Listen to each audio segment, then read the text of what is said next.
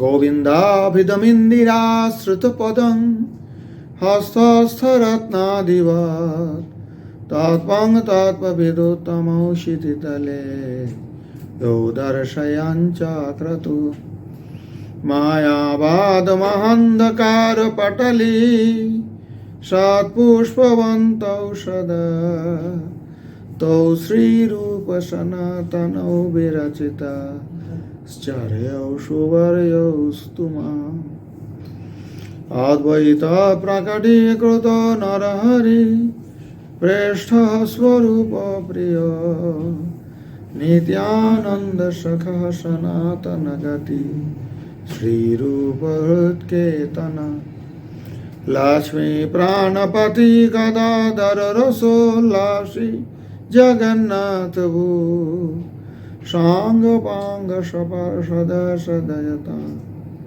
देवः सचिनंदन। अथा तो ब्रह्म जिज्ञासा, अतो ब्रह्म जिज्ञासा। अब ब्रह्म जिज्ञासा का अर्थ क्या है? अथ और अथ दोनों का तो चर्चा हम की है, पहले चर्चा हो चुकी है ना। अब ब्रह्म जिज्ञासा किसे कहते हैं, यहाँ उसका अर्थ क्या है? तस्मात् तापत्रयातुरेरमृतत्वाय पुरुषोत्तमादि पदवेदनीयं ब्रह्म जिज्ञासितव्यम इति उक्तं भवति। কি জন্য ব্রহ্ম জিজ্ঞাসা করা হবে? তাপত্রয়া আতুরের, এই আধ্যাত্মিক, আদিভৌতিক আর আদিদৈবিক তিন তাপ, ত্রিতাপের দ্বারা আতুর হয়ে, আর্ত হয়ে, এবারে অমৃতত্বায় অর্থাৎ অমৃত পাওয়ার জন্য, অমৃত লাভ করার জন্য, অমৃত হওয়ার জন্য কি করতে হবে? পুরুষোত্তম আদি পদবেদনীয়, পুরুষোত্তম আদি পদের দ্বারা যাকে জানা হয়, যাকে বলা হয়, যাকে লক্ষ্য করা হয়, সেই ভগবান, সেই ব্রহ্ম, তিনি জিজ্ঞাসিতব্যম, তার সম্বন্ধেই জিজ্ঞাসা করা উচিত। ইতি উক্তং ভবতি। তাহলে ব্রহ্ম জিজ্ঞাসা পদের অর্থ এটাই হলো, ত্রিতাপের দ্বারা আতুর ব্যক্তি অমৃত লাভের জন্য যাকে পুরুষোত্তম আদি পদের দ্বারা লক্ষ্য করা হয়, জানা যায়, সেই ব্রহ্মই তা জিজ্ঞাসা করা উচিত। প্রকৃতি প্রত্যয় প্রত্যয়ার্থ প্রাধান্যেন সহ ব্রূতঃ ব্রূত ইতঃ সনন্যত্র ইতি বচন বলাদ ইচ্ছায়া ইষ্যমান প্রধানত্বাদিষ্যমানং জ্ঞানমিহ বিধেয়ম। এটা তোমার পক্ষে বোঝা খুব মুশকিল হবে, এটা व्याकरणের একটা খুব কঠিন বিষয় এখানে চর্চা হচ্ছে। सन प्रत्यय के प्रकरण में पढ़ा गया व्याकरण शास्त्र का यह नियम है कि इस सन प्रत्यय के प्रकरण को छोड़कर दूसरे स्थानों में जब प्रकृति अर्थात धातु या प्रातिपादिक और प्रत्यय मिलकर अर्थ का प्रकाशन करते हैं तब प्रत्यय के अर्थ की प्रधानता समझी जाती है। इस वाक्य के बल से प्रत्यय के अर्थ की प्रधानता समझेंगे। प्रत्यय तो सफिक्स और धातु हलो रूट, रूट और सफिक्स দুটো মিলে অর্থ প্রকাশ করবে, তাই তো? ওইটাই একটা, ওই সূত্রটাই এখানে দিয়েছে, ওটা কোন একটা ব্যাকরণের এতে কোটেশন দিয়েছে। ওই যে প্রকৃতি প্রত্যয় প্রত্যয়ার্থ প্রাধান্যেন সহ ব্রূত इतः सनन्यत्र। इस वाक्य के बल से जिज्ञासा, जिज्ञासा रूट হচ্ছে ज्ञा, ज्ञा धातु रूट अर्थात जानना। सन प्रत्यय হচ্ছে इच्छा करना। तो शब्द में जहां प्रत्यय इच्छा की अर्थ में है, इच्छा की प्रधानता नहीं है बल्कि इष्ट वस्तु की प्रधानता होती है। इसलिए प्रस्तुत प्रसंग में इच्छा किया जाने वाला अभिष्ट ज्ञान ही विधेय के रूप में है। जिज्ञासा का अर्थ ज्ञान विषय की इच्छा नहीं है, इच्छा का विषय ज्ञान है। जिज्ञासा का अर्थ ज्ञान विषय की इच्छा नहीं, इच्छा का विषय ज्ञान है। इच्छा प्रत्ययार्थ की प्रधानता नहीं है, ज्ञान अर्थात प्रकृति ही प्रधान है, ऐसा सन प्रत्यय का नियम है। किंतु सन अन्यत्र, सन प्रत्यय के छोड़कर बाकी जहां होगा, सन अन्यत्र দেখেছো, সেখানে প্রকৃতি প্রত্যয় থাকলে প্রত্যয়ার্থ প্রাধান্য সহব্রুত। এগুলো ব্যাকরণ না পড়লে তুমি প্রবেশ করিতে পারিবে না, বুঝতে পারছো? ওই ফকটের মধ্যে করে বাদান্ত পড়লে তো কিছুই হবে না, ওইরকম পড়া হবে, হবে একরকমের। যদি সন প্রত্যয় ছাড়া অন্য জায়গায় হতো তাহলে সেখানে প্রত্যয়ের অর্থটা হতো। অর্থাৎ এখানে কি প্রধানতা কার? ইচ্ছার প্রধানতা নয়, ইচ্ছার যে বিষয় ব্রহ্ম তার প্রধানতা। ইচ্ছার বিষয়টা এখানে জ্ঞান। তো জিজ্ঞাসার অর্থ জ্ঞান বিষয়ক ইচ্ছা নয়,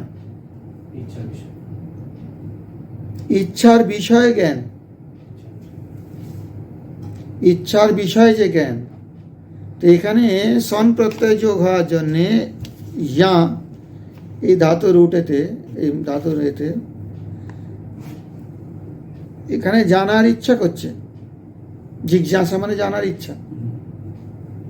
তো যদি সন প্রত্যয় না থাকতো তাহলে এখানে ইচ্ছার প্রধানতা হতো, তার মানে ব্রহ্মের চাইতে তোমার ইচ্ছাটা বড় হয়ে যেত। কিন্তু এখানে সন প্রত্যয় আছে। ব্যাকরণের নিয়ম যদি সন ছাড়া হয় তাহলে প্রত্যয় অর্থের প্রাধান্য হয়, কিন্তু এখানে সন প্রত্যয় থাকার জন্য প্রত্যয় অর্থের প্রাধান্য হবে না, প্রকৃতির প্রাধান্য হবে। প্রকৃতির মানে কি? জ্ঞান, জান না, যে বিষয়টা ইচ্ছার যে বিষয়, ইচ্ছার বিষয়টা কি? জ্ঞান। কার সম্বন্ধে জানছে? যে জ্ঞানটা, ওই জ্ঞানের প্রধান জ্ঞানটাকে ব্রহ্ম। उस ज्ञान का बोध ध्यान उपासना आदि शब्द के द्वारा होता है। इति वचन पालात কোথায় গেল? तच्चो ध्यानोपासनादि शब्दवाच्यं वेदनं न तो বাক্যজন্যম আপাত জ্ঞানম।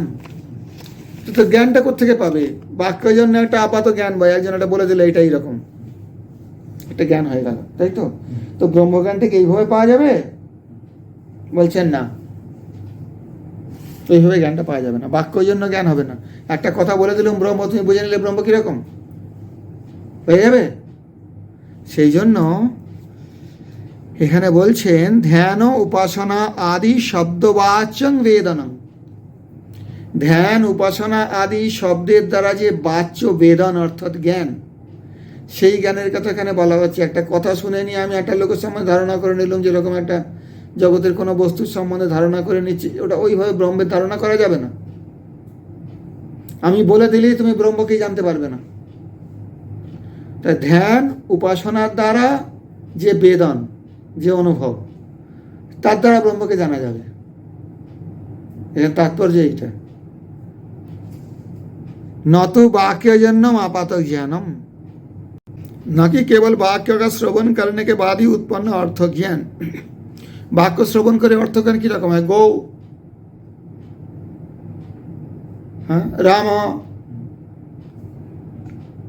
গচ্ছতি, রাম যায়, একটা ধারণা হয়ে গেল রাম বলে একটা ব্যক্তি যাচ্ছে। ব্রহ্মের ব্যাপারে ওইভাবে তোমায় কেউ ধারণা দিতে পারবে না। বুঝতে পারছো তন্ময়? ওই যে ধ্যান উপাসনাদি শব্দবাচ্যং বেদনম न तो বাক্যজন্যম আপাত জ্ঞানম। বাকি জগতের যা কিছু বস্তু বাক্যের জন্য আপাত জ্ঞানে প্রায় এরকমই হচ্ছে। তো স্কুলে যেগুলো শেখানো হচ্ছে, কি শেখানো হচ্ছে? বাক্যের জন্য আপাত জ্ঞান, যা লেখা থাকছে শিক্ষক বলছেন যেভাবেই হোক, ছাত্র জেনে যাচ্ছে এই ব্যাপার, বা কিছু ডেমনস্ট্রেট করা হচ্ছে যেটা এরকম ল্যাবরেটরিতে, এই তো জ্ঞান। কিন্তু ব্রহ্মকে এভাবে জানা যাবে না।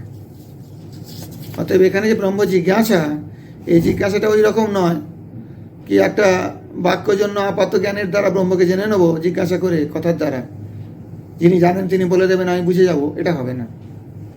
তাহলে এখানে বলছেন ধ্যান উপাসনা আদি শব্দবাচ্য, মানে আরো আছে, এখানে উদাহরণ দিয়েছে, দেখুন এখানে ভালোভাবে ব্যাখ্যা করেছেন। এখানে ध्यान उपासना आदि शब्द के द्वारा होता है, ना कि केवल वाक्य का श्रवण, शब्द के द्वारा नয়, বাচ্যং বেদনম, মানে তার সেই পদ্ধতির দ্বারা, সেই পদ্ধতি ধ্যান উপাসনার শব্দ বাচ্য, যেটা ধ্যানটা তো বাচক, ধ্যানটা কি? ধ্যান, ধ্যান একটা শব্দ, উপাসনা একটা শব্দ। এই শব্দটা কার বাচক? একটা ক্রিয়ার বাচক। ধ্যান ক্রিয়ার, উপাসনা ক্রিয়ার। বুঝতে পারছেন না ব্যাপারটা? তো ধ্যান উপাসনা আদি শব্দের দ্বারা যে ক্রিয়াগুলোকে বলা হচ্ছে, সেই ক্রিয়ার দ্বারা বেদনম অনুভবম বা জ্ঞান বা জানা, জানা। বেদনম তো বেদ অর্থে তো, বিদ তো জ্ঞান অর্থে, बीज धातु থেকে वेदनम। कहने का अभिप्राय यह है कि ब्रह्म का ज्ञान केवल वाक्यों को सुनकर उनका अर्थ समझ लेने से नहीं होता, जैसा कि लौकिक ज्ञान में होता है। भूगोल में पढ़ते हैं कि कोलंबो लंका के राजधानी है और हमें इसका ज्ञान हो जाता है। कोलंबो लंका के राजधानी है, ज्ञान हो जाता है कोलंबो लंका के राजधानी। ब्रह्म के ज्ञान में ऐसी बात नहीं है। ध्यान उपासना आदि को ब्रह्म ज्ञान कहते हैं, केवल ऊपरी ज्ञान को नहीं। अर्थात ध्यान उपासना आदि ना, ध्यान उपासना आदि द्वारा जेटा ज्ञान হবে वेदनम, সেইটাকে ব্রহ্মজ্ঞান বলা যাবে। এই শব্দ দিয়ে কাউকে ব্রহ্মকে বোঝানো যাবে না। यदि ऐसा नहीं होता तो अर्थात ब्रह्म जिज्ञासा में किया गया ज्ञान का विधान व्यर्थ ही था। लौकिक वाक्यों में दिए गए ज्ञान के बाद यह नहीं कहा जाता है कि इस वाक्य को जानना चाहिए, विधान नहीं होता। व्युत्पन्न पुरुष प्रसंग देखकर अपने आप समझ लेते हैं, पर यहाँ ब्रह्म के ज्ञान का विधान है, इसलिए यह साधारण ज्ञान नहीं, उपासना आदि के रूप में यहाँ यह ज्ञान है जिसके लिए विधि दी गई है। बुझे गल? अब विशेष व्याख्यान को ताप 3 प्रकार के हैं, आध्यात्मिक, आदि भौतिक और आदि दैविक। आत्मा के यहाँ 2 अर्थ है, शरीर और अंतःकरण। आत्मा का वास्तव में 7 अर्थ है, लेकिन यहाँ 2 अर्थ में आत्मा माना जाएगा, शरीर और अंतःकरण। शरीर में भूख प्यास के रूप में धातुओं के प्रकोप से ज्वर होना, अतिसार होना आदि आध्यात्मिकता है। अंतःकरण में उत्पन्न काम, क्रोध, लोभ, मोह, भय, ईर्ष्या, विषाद, संशय आदि से उत्पन्न कष्ट भी आध्यात्मिक ही है। भूत आदि भौतिक, माँ के पेट से जन्म लेने वाले भूत है, जरायुज, अंडज, स्वेदज और उद्भिज के रूप में चोर, बैरी, सिंह, बाघ, पक्षी, सांप, जोंक, पेड़ पौधे आदि, इनसे होने वाले कष्ट आदि भौतिक हैं। देव, यक्ष आदि स्वर्ग के निवासी, हवा, पानी, धूप, शीत, गर्मी आदि, इनसे होने वाले ताप आदि दैविक है। व्याकरण में प्रकृति प्रत्यय के योग से पद बनता है। प्रकृति का भी कुछ अर्थ रहता है, अर्थवत् धातु अप्रत्यय प्रातिपदिकम तथा दधाति अर्थानि इति धातु। प्रत्यय का भी अर्थवत् धातु अप्रत्यय प्रातिपदिकम तथा दधाति अर्थानि इति धातु। तो प्रकृति का भी कुछ अर्थ रहता है, प्रत्यय का भी कुछ अर्थ रहते हैं व्याकरण में, किंतु प्रत्यय का अर्थ ही प्रधान होता है। दशरथ इन अपत्यार्थक प्रत्यय, दशरथ के पुत्र दाशरथी हो गया। यहाँ दशरथ की मुख्यता नहीं है, पर पुत्र का ही बताया गया ना शब्द के द्वारा, दशरथ के पुत्र दाशरथी।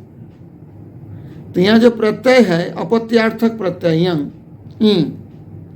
यहाँ प्रत्यय की प्राधान्यता लिएगा, दशरथ की प्राधान्यता नहीं हुआ। हाँ, कुंती पुत्र, तो यहाँ कुंती की प्राधान्यता है कि कुंती पुत्र की प्राधान्यता है? सीधा बात है। ये शब्द किसका उद्देश्य करता है? कुंती का तो उद्देश्य नहीं करता है ना। तो कुंती के साथ ई हो गई तो कौन तो हुआ प्रत्यय जोड़ करके, तो प्रत्यय का ही अर्थ प्रधानता लाभ कर रही है। समझ में आई बात? समझ नहीं आएगा जब तो व्याकरण नहीं पढ़ेगा, प्रकृति क्या है, प्रत्यय क्या है। गम तीप लकार वचन पुरुष विशिष्ट प्रत्यय गच्छति, तीप तस्जी, गम धातु में तीप प्रत्यय लगने से गच्छति, तो गमन अनुकूल व्यापार से अधिक मुख्य प्रत्ययांश है, जिससे लकार वर्तमान काल, लट लकार है ना, লট প্রথমে লটে বর্তমান लट लकार, लट वर्तमान काल, एक वचन, प्रथम पुरुष, ये कहाँ से आता है? गम धातु से आता है या वो प्रत्यय से आता है? तीप से आता है ना सारे। तो ये जो गच्छति जो पद बना है गम प्लस तीप करके, इसमें क्या धातु की प्रधानता है या प्रत्यय की प्रधानता है? दोनों की प्रधानता पर धातु की ज्यादा है। प्रत्यय को ज्यादा, प्रत्यय को ज्यादा है, वही बात बता रहा है। अधिक अर्थ तो गम का भी है, गम मतलब जाना, लेकिन गच्छति बोलने से इसमें बहुत कुछ आ जाता है। तीप प्रत्यय लगाने से वर्तमान काल आता है, एक वचन आता है और प्रथम पुरुष आता है ना। গচ্ছতি শব্দের মধ্যে যে টি প্রত্যয় আছে তার প্রাধান্যতা বেশি। হ্যাঁ, কিন্তু যখন পদটা বনছে সেটাই কথাটা বলা হচ্ছে এখানে, যখন পদ তৈরি কিন্তু এটা ব্যতিক্রম আছে। যদি সন হয়, সন প্রত্যয় লাগলে সেখানে কিন্তু ওই প্রত্যয় চেয়ে এই পদের কি বলে, ধাতু তো নয় এখানে, এটা কি আছে, হ্যাঁ ধাতুই, যা এটার প্রধানতা হবে। সন বাদ দিয়ে বাকিগুলোর ক্ষেত্রে এই নিয়মটা, ওইটা আগেই বলে দিল তো এখানে ব্যাকরণ নিয়ম। সন প্রত্যয় কোন কোন ধাতুর ক্ষেত্রে লাগবে, কোন ধাতু থেকে কেমন? এই জিজ্ঞাসায় সন প্রত্যয় লেগেছে তো, যা যা ধাতু সন প্রত্যয় লেগে জিজ্ঞাসা হয়েছে। তো এখানে কারণ আছে, এই জিজ্ঞাসা শব্দ যদি এখানে ধাতুর চাইতে প্রত্যয়ের প্রধানতা হয়, তাহলে তো জিজ্ঞাসাটা ব্রহ্মের চেয়ে প্রধান বেশি হয়ে গেল সেখানে। তা তো হতে পারে না, এখানে ব্রহ্ম তো প্রধান, ইচ্ছাটা তো তারপরে, ইচ্ছাটা কি ব্রহ্মের চেয়ে বড় হয়ে গেছে? হতে পারবে না, জানার ইচ্ছা। তাহলে যে জ্ঞান, যেটা জ্ঞানের বিষয়, তারই এখানে প্রধানতা। জ্ঞানের বিষয়টা কি এখানে? ব্রহ্ম। ইচ্ছার বিষয় যে জ্ঞান, সেই জ্ঞানটা কি? ব্রহ্মের ব্যাপারে জ্ঞান, তো সেই জ্ঞানটা বড়, ইচ্ছাটা বড় না। কিন্তু অন্য ক্ষেত্রে এই যে গচ্ছতি তৈরি হলো गम प्लस तीप करे, तो गमनानुकूल व्यापार से अधिक मुख्य प्रत्ययांश है, जिसमें लकार लट लकार लगा है। और लट लकार के मतलब वर्तमान काल में कोई एक पुरुष एक वचन है, कोई एक व्यक्ति जो कि प्रथम पुरुष है, अस्मत् बाच्य युष्मत् बाच्य नहीं, से যাচ্ছে। এগুলো সব এলো কোত্থেকে এলো? টিপ থেকে এসছে। তো তাহলে এই গচ্ছতি পদ্মার মধ্যে টিপের প্রাধান্য দেখা যাচ্ছে, ধাতুর চেয়ে প্রত্যয়ের প্রাধান্য দেখা যাচ্ছে, তাই তো? প্রত্যয়ের অর্থ जो है এখানে প্রধান হয়ে যাচ্ছে। কিন্তু প্রত্যয় की प्रधानता सन के प्रकरण में नहीं होती है। ওই সূত্রটা এখানে লাগিয়েছে তো, প্রকৃতি প্রত্যয় প্রত্যয়ার্থ প্রাধান্যেন সহব্রুত ইতঃ সন অন্যত্র। সন ছাড়া অন্য জায়গায় লাগবে, যেখানে সন প্রত্যয় সেখানে ওই প্রত্যয়। এই জন্য তো বলছি, তোমার ব্যাকরণ না পড়লে এগুলো কিছু বুঝতে পারবে না বাবা, আগে গিয়ে অসুবিধা হয়ে যাবে। আমি আজকে বুঝিয়ে দিচ্ছি বলে, তোমাকে যখন নিজে নিজে বুঝতে হবে, কোনো মায়াবাদীর সঙ্গে শাস্ত্রার্থ করতে হবে, কি করে বলবে? কোন মুখে শব্দগুলো বেরোবে? তখন তো গুরুই থাকবে না। यही कारण है कि जिज्ञासा शब्द में इच्छा को दबाकर ज्ञान प्रदान हो गया, और नहीं तो ज्ञान को दबाकर इच्छा प्रदान होता, सन प्रत्यय नहीं होने से। ज्ञान का अर्थ কি হলো? এটা লাইট অফ হয়ে যায় তো, কি জানি না কেন অফ হয়ে যায়। ज्ञान का अर्थ क्या है? श्रवण मनन उपासना आदि है। তাহলে ব্রহ্ম জিজ্ঞাসায় ইচ্ছার বিষয়ে যে জ্ঞান, সেই জ্ঞানটা কীরকম জ্ঞান? কেউ বলে দিল, শুনে নিলাম কলম্বো রাজধানী শ্রীলঙ্কার জ্ঞান হয়ে গেল, এটা সেরকম কি? হ্যাঁ, লৌকিক জ্ঞানের মতো তো হবে না। এটা ধ্যান, শ্রবণ, মনন, উপাসনা ইত্যাদি ইত্যাদি দ্বারা যে অনুভূতি, সেটাকে এখানে জ্ঞান বলা যাবে। ওই কেউ বলে দিল ব্রহ্ম এরকম বললেই হলো না। শ্রবণ, মনন, ধ্যান আদির দ্বারা তার যে অনুভূতি প্রাপ্ত হচ্ছে, যার জ্ঞান প্রাপ্ত হচ্ছে, वेदन एक्चुअली ज्ञानी, अनुभूतिटाও ज्ञान। इसे व्यक्त करने के लिए श्रुति वाक्य उद्धृत किए जा रहे हैं। अब ये बात की क्या प्रमाण है? वेद प्रमाण, श्रुति प्रमाण। आत्मा वा अरे द्रष्टव्य, श्रोतव्य, मंतव्य, निधिध्यासितव्य, बृहदारण्यकोपनिषद। आत्मेत्येव उपासीत बृहदारण्यक विज्ञाय प्रज्ञां कुर्वीत এটা बृहदारण्यक अनुविद्य विजानाति छंदज्ञ इत्यादि श्रुतिभ्य। सचमुच आत्मा को देखना चाहिए, सुनना चाहिए, मनन करना चाहिए, ध्यान को लगाना चाहिए, आत्मा की ही उपासना करनी चाहिए।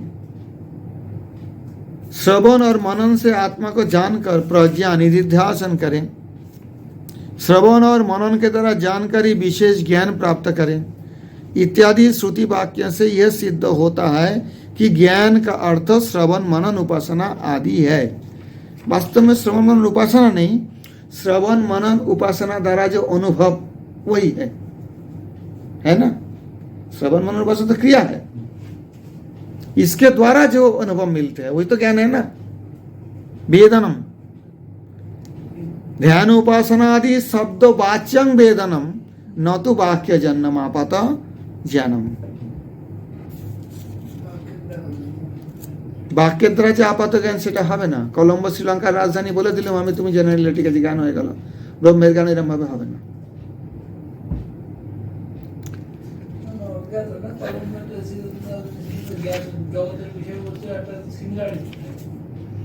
অত্র শ্রোতব্য ইতি অনুবাদঃ।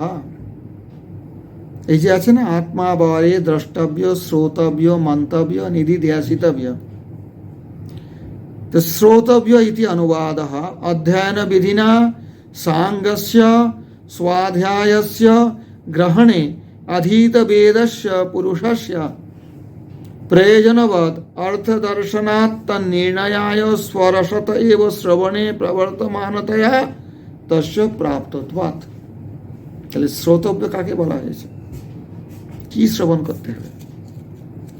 अध्ययन विधिना सांगस्य स्वाध्यायस्य, এখানে श्रोतव्य शब्द व्याख्यात्मक है।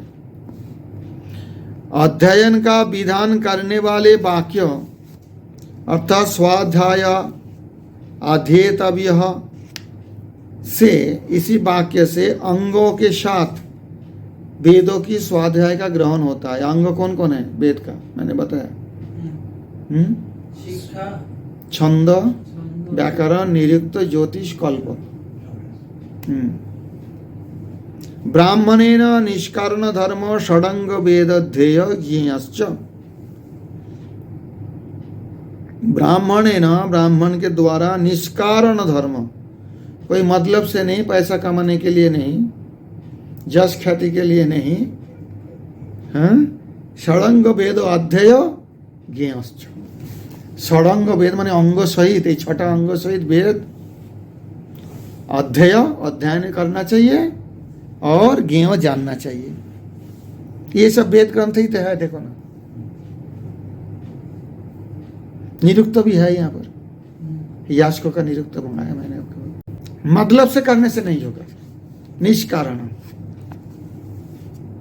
इसलिए जो पुरुष वेदों का अध्ययन कर लेता है वो अपने आप स्वरसत ही वेदों का सप्रयोजन अर्थात सार्थक यूजफुल समझते हुए उनमें अर्थ देखकर अर्थ का निर्णय करने के लिए श्रवण में प्रवृत्त होते हैं, गुरु मुख से वेदार्थ को सुनने में प्रवृत्त होते हैं। अतः ज्ञान में श्रवण की प्राप्ति होती है। ज्ञान में श्रवण का अर्थ कैसे होता है इसे ही समझा रहे। ब्रह्म ज्ञान में श्रवण का अर्थ क्या होता है ये समझा रहे, समझ नहीं आया आपको। ब्राह्मण निष्कारणों वाले उदाहरण में 6 अंगों के साथ वेदों के अध्ययन और ज्ञान का विधान है। अध्ययन के बाद अर्थात अक्षर ग्रहण के बाद जब वेदार्थ ज्ञान की आवश्यकता होती है तब गुरु मुख से सुनना ही पड़ता है। अतः श्रवण के बिना ज्ञान नहीं होता। वेद का अक्षर पढ़ लिया, पढ़ना सीख लिया, ठीक है, लेकिन उतना ही वेद की ज्ञान के लिए पर्याप्त नहीं है। गुरु मुख से उसका अर्थ सुनना पड़ेगा, तब जाके वेदों का ज्ञान होगा। तो श्रोतव्य आत्मा बारे द्रष्टव्य श्रोतव्य मंतव्य मंतव्य इति चानुवादः। मनन करना चाहिए, यह भी व्याख्यात्मक शब्द है। श्रवण प्रतिष्ठार्थत्वेन मनन स्वापि प्राप्तत्वात्, श्रवण की दृढ़ता से प्रतिष्ठित करने के लिए मनन की प्राप्ति भी आवश्यक है। नहीं, जो सुना है उसको दृढ़ रूप से प्रतिष्ठित करने के लिए मनन करना आवश्यक है। अप्राप्ते शास्त्रम अर्थवत इति न्यायात, इसलिए एक नियम है कि जब तक मनन की प्राप्ति नहीं होती है तब तक शास्त्र सार्थक रहता है, केवल अर्थयुक्त रहते हैं, सार्थक, सब अर्थ और कुछ नहीं। जब तक मनन नहीं करोगे तब तक शास्त्र सार्थक, सार्थक, सार्थक मतलब सफल नहीं, बांग्ला में सार्थक कहा जाता है स्वार्थक। वेद का मंत्र पढ़ लिया, बहुत ऐसे करते हैं वेद पाठी जो है अर्थ नहीं जानते और वही अर्थ जानते शब्दों का, लेकिन उसके द्वारा जो वाच्य पुरुष ब्रह्म उनके बारे में अनुभव नहीं है, मनन नहीं है। मंतव्य, श्रोतव्य, मंतव्य। ध्रुवा स्मृति ध्यानं च, ध्यान क्या है? ध्यानं च तैल धारावत अविच्छिन्न स्मृति संतान रूपम। तैल धारावत, जल धारावत नहीं। क्यों जल धारावत नहीं? जलधारा गैप हो जाता है, तैल धारा निरवच्छिन्न, अवच्छिन्न नहीं होता है। तैल धारावत अविच्छिन्न स्मृति संतान, स्मृति विश्वास, संतान माने का नहीं, संतान पुत्र कन्या नहीं है। संतान क्या पहले बताया मैंने? हाँ, ध्यान परंपरा, एक के बाद एक ध्यान लगते ही रहते हैं, अविच्छिन्न तैल धारावत चलते ही रहते हैं। ये है, बताएंगे, सुनो तो पहले ब्रह्म के बारे में। आत्मा बारे मंतव्य, श्रोतव्य, आत्मा पर द्रष्टव्य, श्रोतव्य, मंतव्य। सुनो पहले, वही तो बात है, वही तो बात, पहले सुनो तो सही। तो तैल धारावत अविच्छिन्न स्मृति संतान रूपम ध्यानम। ध्रुवा स्मृति स्मृति प्रतिलंबे सर्वग्रंथीनां विप्रमोक्ष इति ध्रुवायाः स्मृतिरेवो मोक्षपायत्व श्रवणात् साच स्मृति दर्शन समानाकारा। ये सब शब्दों का बहुत बड़ा तात्पर्य है, ये तो संक्षेप में है। अगर ये पुस्तक पढ़ोगे तो इसमें अथा तो ब्रह्म जी के ऊपर ही मेरे ख्याल से ये रामानुज जी का ओरिजिनल भाष्य है। हाँ, 270 पेज अथा तो ब्रह्म जी के यहाँ से। हाँ, 270 पेजेस। या तो संक्षेप में थोड़ा थोड़ा समझाने के लिए मुख्यतः, विस्तार से तो वो पढ़ना पड़ेगा। प्रभुपाद जी का जो सिलेबस है उसमें ये है, श्री भाष्य है पूरा, वेदांत का जो सिलेबस है, श्री भाष्य, गोविंद भाष्य और क्या क्या है वहाँ देखना पड़ेगा, सब याद नहीं है मुझे। और ये भी है सर्वदर्शन संघ, ये गौण है, मुख्य रूप से श्री भाष्य पढ़ना पड़ेगा। पूर्ण प्रज्ञ दर्शना क्या वेदांत में नहीं, वेदांत के सिलेबस में पदावली क्यों आएगा? तो अब ये बात है, ध्रुवा स्मृति प्रतिलंबे, जब स्मृति की परंपरा बीच में न टूटे, चाहे दूसरे प्रकार की विजातीय स्मृतियां लाख व्यवधान डालती हो, तब उसे ध्यान कहते हैं। ध्रुवा स्मृति निरंतर परमात्मा का ध्यान वो है जिसमें स्मृति निरंतर रहती है, प्रतिलंब, और सभी ग्रंथियों का, कर्मों, पापों, संशयों सभी का मोक्ष हो जाता है। इस प्रकार ध्रुवा स्मृति कंटिन्यूड रिमेम्बरेंस, कंटिन्यूड रिमेम्बरेंस को ही मोक्ष का उपाय कहते हैं, ऐसा सुना जाता है। यह ध्रुवा स्मृति दर्शन के ही समान आकार धारण करती है। दर्शन शब्द से ध्यान का भी बोध हो जाता है, द्रष्टव्य। इस प्रकार ध्रुवा स्मृति जो है वो दर्शन ही है, समान आकार हो जाता है। ऐसा हो तो विशेष इस प्रकार यह सिद्ध किया गया कि दर्शन या ज्ञान में श्रवण, मनन और ध्यान तीनों चले आते हैं। दर्शन और ध्यान में एकता का प्रदर्शन करने वाला श्लोक नीचे दिया जा रहा है। विद्यते हृदय ग्रंथि छिद्यन्ते सर्व संशयाः क्षीयन्ते चास्य कर्माणि तस्मिन् दृष्टे परावरे। ये मुंडक उपनिषद का, भागवत का नहीं, भागवत में भी है उस प्रकार की श्लोक, कुछ अंतर है, तस्मिन् दृष्टे परावरे नहीं है। विद्यते हृदय ग्रंथि छिद्यन्ते सर्व संशया क्षीयन्ते चास्य कर्माणि दृष्ट एवात्मनि ईश्वरे। यहाँ कहते क्षीयन्ते चास्य कर्माणि तस्मिन् दृष्टे परावरे। समझ में आई बात? ये मुंडक उपनिषद का। इत्यनेनैक वाक्यत्वात् तथा आत्मा बारे द्रष्टव्य इत्यनेन अस्या दर्शन रूपता विधीयते। अभी पूछना दर्शन कैसे करेंगे? इस प्रकार से करेंगे। भवति च भावना प्रकर्षात् स्मृतिर दर्शन रूपत्वम वाक्यकारे नैतत् सर्वं प्रपंचितं वेदनम उपासनं स्यात् इत्यादिना। वेदनम ज्ञानम उपासनम।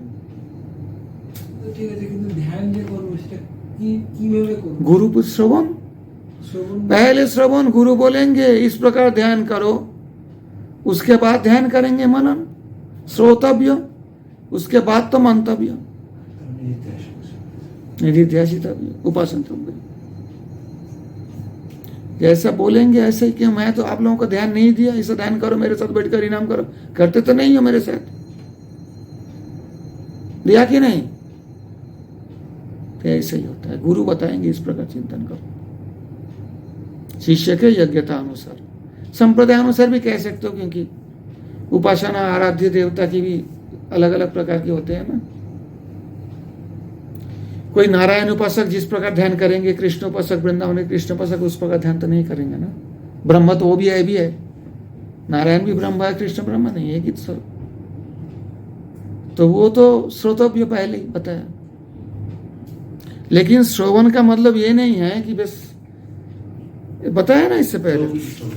हाँ, अध्ययन विधिना सांग्यस्य स्वाध्यायस्य ग्रहणे अधित वेदस्य पुरुषस्य प्रयोजनवद अर्थ दर्शनात् तन्निर्णयाय। आप जैसे बोलते हैं ऐसा नहीं, पढ़ना है, खुद पढ़ के क्या होगा, कहीं कहीं अर्थ के बारे में प्रश्न आएगा मन में, तब स्वरसतैव श्रवणे प्रवर्तमानतः, तब जाके अपने गुरुमुख से वेदार्थ की श्रवण करना पड़ेगा, तब उसका अर्थ आएगा। मेरे को जहां जरूरत है मैं गुरु महाराज से पूछते जाके, ये ऐसा क्यों है, ऐसा क्यों है। लेकिन ये नहीं कि गुरु जी ने हर वाक्य पकड़ पढ़ के पढ़वा दिया, तो पढ़ना पड़ेगा खुद को। उस परमात्मा को देख लेने, ध्यान में ले आने पर हृदय की ग्रंथियां, विद्यते हृदय ग्रंथि, हृदय ग्रंथि कौन है, राग द्वेष आदि छिन्न भिन्न हो जाती है, सारे संदेह मिट जाते हैं। जब देख ही लिया, संदेह कहाँ रहेगा, है कि नहीं है, मिलेंगे कि नहीं मिलेंगे, इस प्रकार संशय छिद्यन्ते सर्व संशया। और जीव के कर्म भी नष्ट हो जाते हैं, केवल प्रारब्ध कर्म रहता है। ये सभी संप्रदाय के मध्य में प्रारब्ध कर्म रहता है, लेकिन गौड़ीय संप्रदाय में प्रारब्ध भी नहीं रहते हैं। अपयति नामो स्फुरणेन तत्वे प्रारब्ध कर्मेति विरोधि वेदः। ये विशेषता है, जान लेना। बाकी संप्रदाय नहीं मानेंगे, प्रारब्ध तो रहेगा। जिस भोगने के लिए शरीर धारण किया, शरीर है तो प्रारब्ध है। इसका सिद्धांत तो बाद में सीखोगे, अभी रामानुज के सिद्धांत तो सीख रहा है, ये गौड़िया नहीं है। इसलिए कहते हैं केवल प्रारब्ध रहते हैं, बाकी कर्म सब कूट बीज फलोन्मुख सब खत्म हो जाएगा।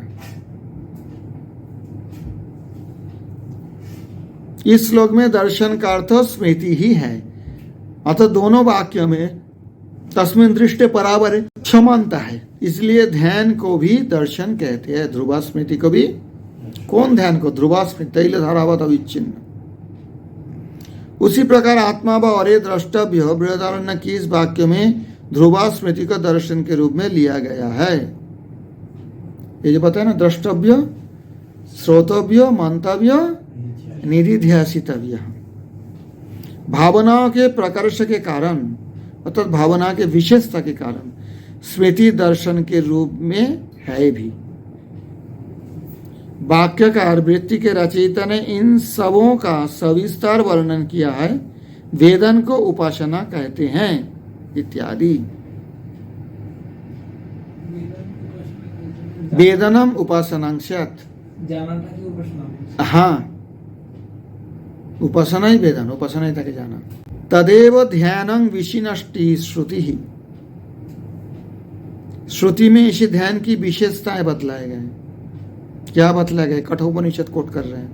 नायमात्मा प्रवचनेन लभ्य न मेधया न बहुना श्रुतेन यमेवैष वृणुते तेन लभ्य तस्यैष आत्मा विवृणुते तनुं स्वाम। प्रियतम एव ही वरणीय भवति। प्रियतम ही वरणीय होता है, जो प्रियतम नहीं हो वरणीय नहीं होता। यथा अयं प्रियतम आत्मानं प्राप्नोति तथा स्वयमेव भगवान प्रियतम इति भगवती वा अभिहितम। तो नायमात्मा प्रवचन लोभ, इसी को समझा अच्छी तरह से। कहते हैं ये आत्मा जो है प्रवचन से नहीं पा सकते, व्याख्यान करने से, शास्त्र व्याख्यान से नहीं मिलते। न तो अधिक बुद्धि रखने से मिलते हैं, न मेधाया, न बहुना श्रुतेना, न ही अधिक विद्या पाने से इसी आत्मा को पा सकते हैं। बहुत पढ़ा है उससे कुछ नहीं होगा। फिर जिस उपासक विशेष का यह परमात्मा वरण कर लेते हैं, अर्थात निधिध्यासन से प्रसन्न होकर जिस उपासक विशेष को, ये तो एक व्याख्यान है, किससे प्रसन्न होकर यह बात नहीं लिखा, हम तो आई तो की मानते हैं। वो जिनको वरण कर लेते हैं, अर्थात सिलेक्शन कर लेते हैं, वही इसे पा सकता है। ये सब करके नहीं पा सकते। उस उपासक का यह परमात्मा अपना शरीर दिखलाता है। विवृणुते तनुं स्वाम, स्वाम तनुं विवृणुते, निजे शरीरটাকে অপাবৃত করে দেখা, দেখো আমি এইরকম।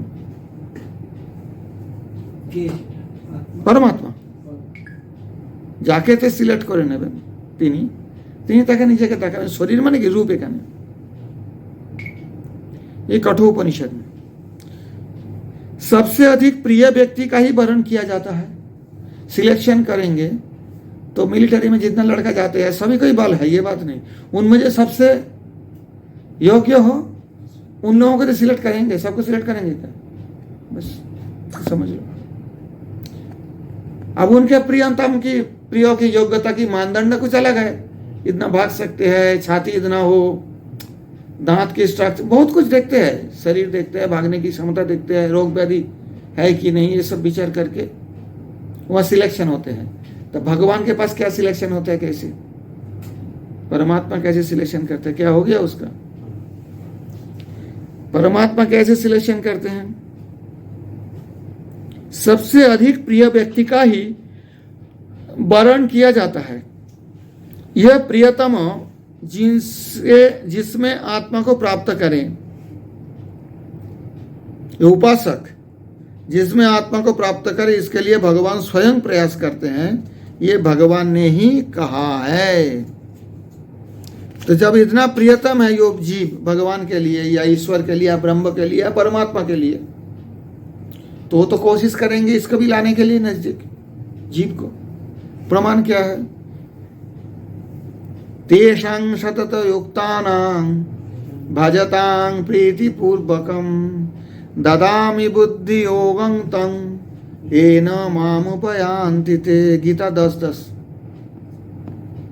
पुरुषाश परः पार्थ भक्त्या लभ्यस्त्वनन्यया 8:22 गीता। ये प्रमाण है। भगवान कहते हैं जो निरंतर मेरे साथ युक्त होने की इच्छा करते हैं तथा प्रीतिपूर्वक मेरा भजन करते हैं, उन्हें मैं बुद्धि योग अर्थात भक्ति देता हूं, जिससे भी मेरे पास चले आते हैं।